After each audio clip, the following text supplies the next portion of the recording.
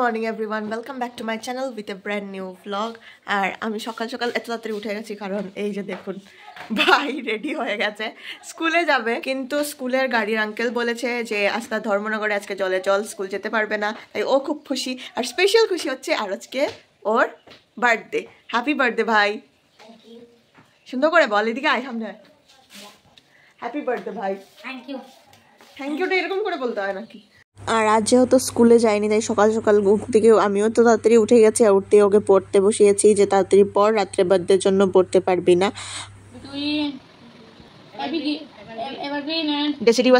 আর প্রায় 9:30 বেজে গেছে, আমি খাওয়া দাওয়া কমপ্লিট করে রেডি হয়ে গেছি। বাইরে ঝমঝমিয়ে বৃষ্টি পড়ছে, চলো বেরিয়ে যাই স্কুলে।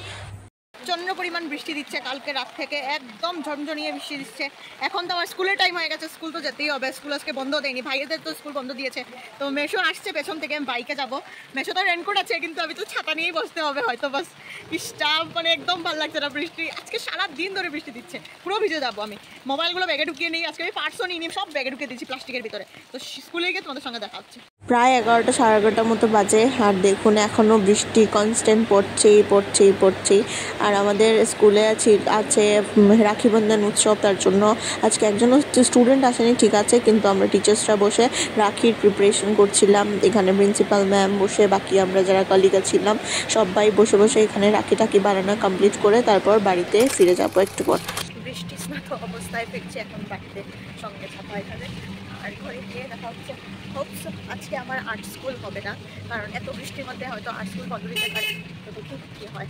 আর লাকটা এতই খারাপ, টুকটুকো আর যাবে না, কারণ সামনে অনেকটাই জল হয়ে গেছে আমার বাড়ির রাস্তার সামনে। আর দেখুন এই পুকুরটা ভরে পুরো রাস্তার উপরে জল। শুধু আমি না, অনেক ছাত্রছাত্রীরাও আমার সঙ্গে সঙ্গে হেঁটে যাচ্ছে। তো টুকটুক তো ছেড়ে দিয়েছি, এবার হেঁটেই যেতে হবে, পেরোতে হবে এই জায়গাগুলো। আর আমার সঙ্গে ছিল আরও অনেক ছাত্রছাত্রীরা, ওরা স্কুল থেকে বাড়িতে যাচ্ছে। আর অনেকটাই বৃষ্টি দিচ্ছে বলছিলাম কালকে রাত্রে থেকে, তো যার ফলেই এই জল। আর এখন তো জল বেয়ে বাড়িতে ঢুকছি, কিন্তু সম্ভব হবে না আর্ট স্কুলে বেরোনো। তো দেখি কি করি, আর্ট স্কুল বন্ধ দেয় না কি করি, তো ঘরে গিয়ে দেখা হচ্ছে। তো এই তো নোংরা পাড়িয়ে এসছি, আমি ঘরে এসেই তো প্রথমে স্নান টান করে ফেলেছি। আর এখানে রাত্রের যে রান্নার জন্য এখানে আমি চিকেন চাপিয়ে দিয়েছি, আর এখানে চিকেনগুলো হচ্ছে। বেশি না, আমাদের ঘরের যারা লোক আছে ওদেরকে নিয়েই বার্থডেটা সেলিব্রেট করা হবে। আর মাসি ওরা আসবে সোনাকিরার থেকে, ছোট ওরা। আর মিষ্টি মাসি আসবে না দয়ান পাশে থেকে, কারণ ওদের এখানে জেল রোড পুরো জলে ভর্তি। তো রান্না করে তারপর 2:30 মতো বাজে, স্যারকে আবার জিজ্ঞেস করবো যে স্যার আর্ট স্কুল যেতে হবে কি না, কারণ আমার তো 3টা থেকে ক্লাস। আর হলেও আমি তো যেতে পারবো না হোপসো, কারণ এতটা জল আমি পেরিয়ে কী করে যাবো। আর আমার ভাই পাশে এসছে, বলছে যে আমাকে একটু দে। তো আমি বলছিলাম দাঁড়া একটু কষিয়ে নিই, তারপর তোকে দিচ্ছি। তো চলো রান্না কমপ্লিট করে তারপর তোমাদেরকে আপডেট দিচ্ছি। প্রায় 30-35 জন মানুষের মতো খাবে আজকে রাত্রেবেলা, ইনভিটেশন আছে। তো এই রান্না তো আমার কাছে কোনো ব্যাপারই না। তো চটপট দেখো চিকেনটাকে ভালো করে কষিয়ে দিচ্ছি, স্লো মোশনে একটু ভিডিও করে নিলাম। আর চিকেন নামিয়ে এবার আমরা দুপুরের জন্য খেতে বসে যাব। আর ভাইকে জিজ্ঞেস করছিলাম কেমন হয়েছে, তো ভাই বলছিল যে খুবই টেস্টি হয়েছে। সিরিয়াসলি চিকেনটা খুবই টেস্টি হয়েছিল। খাওয়া দাওয়া তো কমপ্লিট। আর আমি যেখানে জল পেয়েছিলাম আশ্রমের সামনে, এখানে আমার মাসি ওরাও এসে আটকে গেছে, কারণ টুকটুক আসবে না, অনেকটাই জল, প্রায় হাঁটু পর্যন্ত। তাই মেশো গেছে ওদেরকে আনতে, আর আমি আর ভাই এখানে বেরিয়ে দাঁড়িয়ে আছি। আর আশ্রম রোডের রাস্তাটাতে তো অনেকটা ফ্ল্যাট ছিল, তাই ওরা আপনজনের রাস্তা দিয়ে এসছে। তো ফাইনালি এসে পৌঁছেছে, যে এটাই অনেক। আর চলো এবার ওরা ঘরে যাক, গিয়ে একটু ফ্রেশ ট্রেশ হয়ে নিক, তারপর আমি তোমাদেরকে দেখিয়ে দিচ্ছি বাকি রান্না কী হলো। আর এখানে ডিম কষাটা করেছে রাঙা, ডিম কষাটা কমপ্লিট হয়ে রাঙা এখানে ভাতও বসিয়ে দিয়েছে। আর প্রায় 5-5:30 মতো বাজে, এখানে পারলি বেলুন ফুলাতে দিয়েছি ওকে। আর আমি রেডি হয়ে গেছি চটপট, কারণ ভাইকে নিয়ে যেতে হবে একটু কালীবাড়ি, তার সঙ্গে যাবো কেক আনতে। তো সেখানে গিয়ে দেখাচ্ছি। প্রায় 7টা মতো বেজে গেছে, ঘরের সব কাজটা শেষ করে পার্লিকে বলেছি যে তুই বেলুনটা ফোলা, আমরা আসছি। এখন যাবো একটু বাজারে গিয়ে কেক নেবো। ভাই যাবে কালীবাড়িতে, একটু ধূপকাঠি মোমবাতি জ্বালাবে আর একটু প্রণাম করবে। আর তারপর আমি দেখি কিছু যদি পারি ওর জন্য একটা গিফট নেওয়ার ইচ্ছা আছে ছোট্ট, কারণ আমি তো কিছু নিই বা আজকে যদি না পারি তো কালকে নেবো। আর আমাদের পরিস্থিতি খুব খারাপ, কারণ রাস্তাঘাটে পুরো জল, দেখি কোন দিকে যাই আর কি করি, তো তোমরা দেখতে পাবে। আর কেকের দোকানটা তো আমি 22 থেকেই নিই, অল টাইম কেক তোমরা জানো, তো দেখিয়ে দেবো আবার। এবারে আমরা বেরিয়েছি, যাবো কালীবাড়িতে। ভাই দেবে একটু ঠাকুরকে ধূপকাঠি মোমবাতি চালিয়ে, তারপর যাবো কেক কিনতে।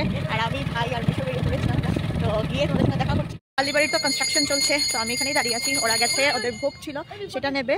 আর কনস্ট্রাকশন চলছে, জানি না এবার দুর্গাপুজো কোথায় হবে, খুব মিস করছি আমরা আগের পুজোটাকে। তো চলো ওরা নিয়ে নিক, তারপর ভাই ধূপকাঠি মোমবাতি জ্বালিয়ে দিয়ে দিক, তারপর যাবো কেকের এখানে গিয়ে দেখা হচ্ছে।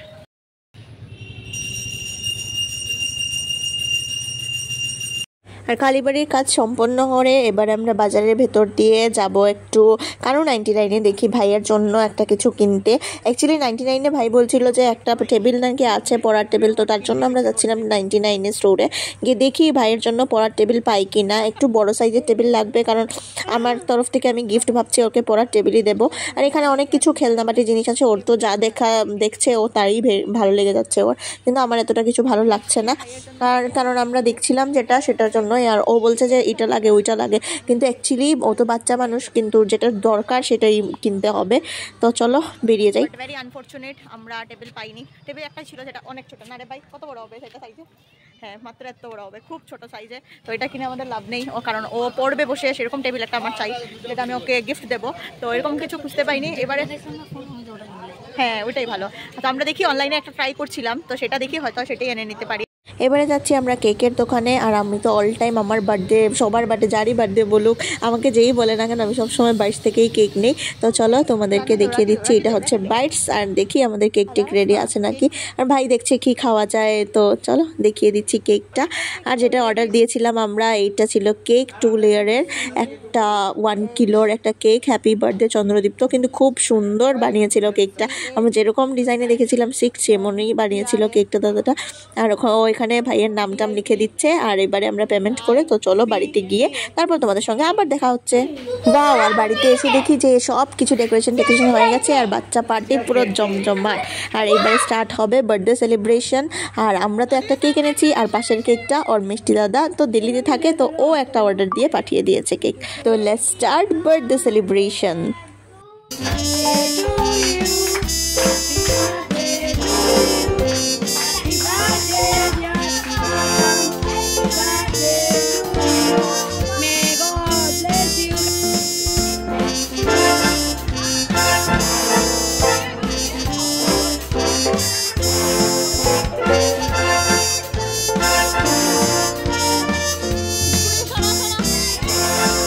তাতু জালনার বাইরে থেকে পার্টিসিপেট করছে, কারণ তাদের ছিল জাতক, কারণ মিষ্টি কাকুর তো ছেলে হয়েছে, আমি বলেছিলাম আগেই। আর এখানে চলছে বার্থডে গিফট দেওয়া ওকে। আর আমার গিফট তো পেন্ডিং আছে, সেটা আমি অনেক পরে দেবো, একটু পরে। তো চলো আমরা এবার সবাই মিলে একটু ফটো করে নিই, বাড়ির সবাই একটু উঠে নিই, ফটো ভিডিও বানিয়ে নিই, তারপর রাতের ডিনারের পালা শুরু হবে।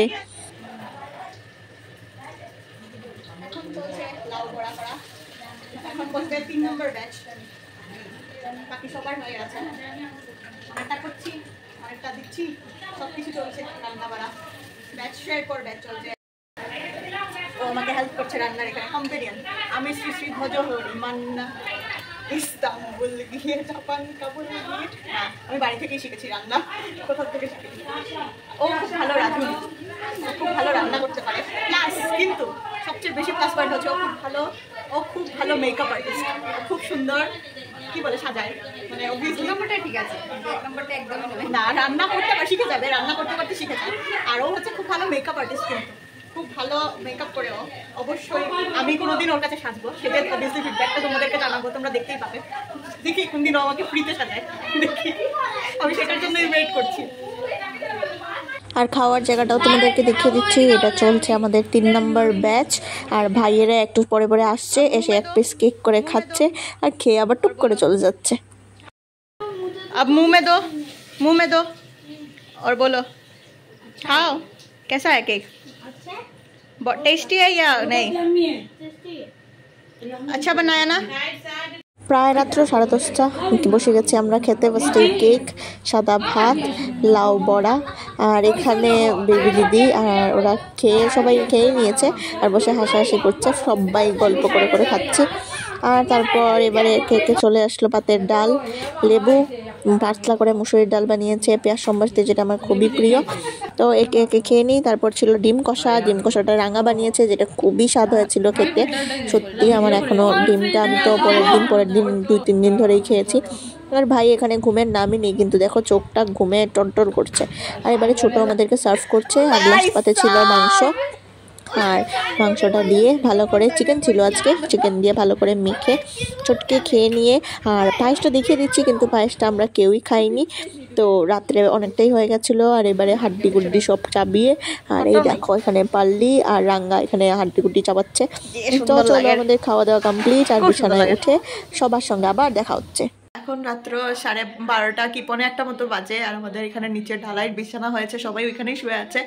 আর এখন আমাদের ঘুমানোর পালা, আর হাসতে হাসতে আমরা সবাই, কারণ অতদিন পর সবাই মিলেছি, আবার গল্প শুরু হয়েছে। 1টা বেজে গেছে কিন্তু গল্প শেষ হচ্ছে না আমাদের। এখানেই তারপরে আমি এখানে ভিডিও বানাচ্ছি, আর ও এসে আমাকে আরবার ভিডিও বানাচ্ছে আরেকবার। তো ব্লগটা আমি এখানে এন্ড করব ভাবছিলাম, কিন্তু আর এন্ড করিনি, কারণ আমাদের তো বললাম বন্যার পরিস্থিতি খুব খারাপ। আর যখন ভয়েস ওভার দিচ্ছি আমি, তো অনেকটাই লেটে তোমরা ভিডিও পেয়েছো। অ্যাকচুয়ালি এটা ছিল 21 অগস্টের ঘটনা, যখন ছোট্ট আর পাল্লি ওরা চলে যাচ্ছিলো যাওয়ার দিন। এখানে অনেকটাই রাস্তার মধ্যে দেখো জল হয়ে আছে, যেটা তোমরা আগের প্রথম দিকে পার্টে দেখেছিলে, যে আমি আসার সময় স্কুল থেকে আসার সময় পেয়েছিলাম, কিন্তু এখন অনেকটা হাঁটু জল হয়ে আছে। আর অবস্থা তো খুবই খারাপ, মানে চন্দ্রপুর আশ্রম রোডের অবস্থা খুবই খারাপ, কি বলবো। আর বৃষ্টি তো কনস্ট্যান্ট হচ্ছে। তো চলো ওদেরকে টাটা বলে আমরাও চলো বাড়িতে চলে যাই। আমরা গতকালকের ব্লগটা এখানেই এন্ড করছি। যদি তোমাদের কিছু ভালো লেগে থাকে লাইক করে চ্যানেলটাকে সাবস্ক্রাইব করে দেবে। আজকের জন্য টাটা। আর ধর্মনগরে জলের অবস্থা খুবই খারাপ, খুবই বাজে, কারণ জুড়ি নদীর যে নদী পুরো ডেঞ্জার লেভেলের, প্রায় এসে গেছে জল। কাকরি নদীর অবস্থাও খুব খারাপ, আর কৈলাসহর তো পুরো ভেসেই যাচ্ছে। আর আমাদের তো এখানেও দক্ষিণ ত্রিপুরায়ও বন্ধ দিয়ে দিয়েছে গতকালই, আর আজকে তো উত্তর ত্রিপুরাতে মোটামুটি একটা বন্ধ দিয়েছে স্কুল কলেজগুলো, সেগুলো তো দেখা যাক কী হবে। তো টাটা আজকের জন্য।